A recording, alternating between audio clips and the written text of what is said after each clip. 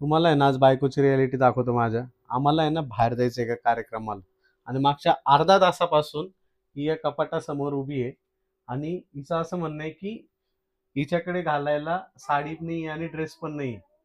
Okay, हे कपाट पण तिचं आहे, हे शेजारचं पण तिच्याच कपड्यांनी भरलेलं आहे. 2 दिवसापूर्वी तिचं असं म्हणणं होतं की यार खूप कपडे झालेत आणि मला ठेवायला जागा नाहीये. ओके, आणि आज तिचं असं म्हणणं आहे की तिच्याकडे आत्ता घालायला काहीच नाही. आणि थोड्या वेळापूर्वी तिचं आज एक शूट होतं, ते शूट तिने कॅन्सल केलंय. तर तिचं असं म्हणणं होतं की माझ्याकडे साडीच नाहीये त्याला सुटेबल अशी, आणि साडी घ्यायला गेल्यावर आम्ही 10-15 हजाराच्या खाली साडी घेत नाही. पण माझ्याकडे आज खरंच Okay. घालायला चांगला ड्रेस नाहीये.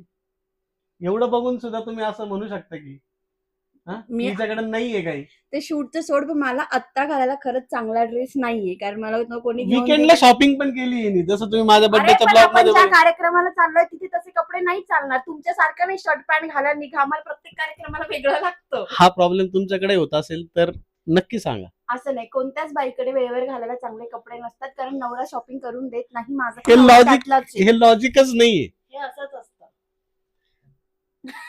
मला नाहीये करत.